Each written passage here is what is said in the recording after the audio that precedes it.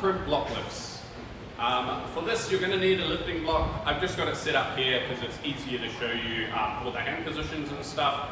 There's two main components that we want to focus on here. One is the hands or upper limb structures, and then the second part is how we're actually picking the block up. The first part of this is going to be just on how we hold the holds. So a half crimp, we're going to focus on creating 90 degrees at this knuckle. In this position, there's two types of half crimp.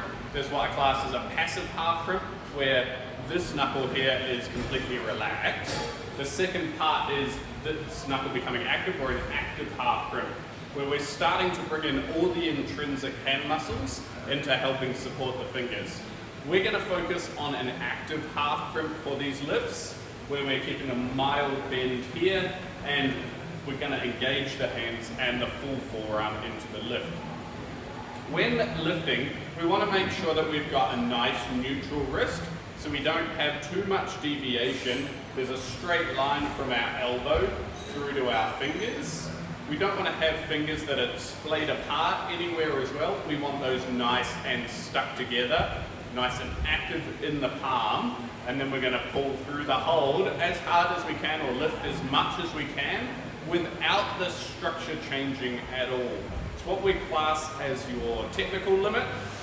An absolute limit, you might be able to pick this up and have anything go on with the hand, but we're going to focus on a technical limit, or what you can lift with high quality. The second component is the lift. For this, remember, we've got to be less than one pad on the lift here.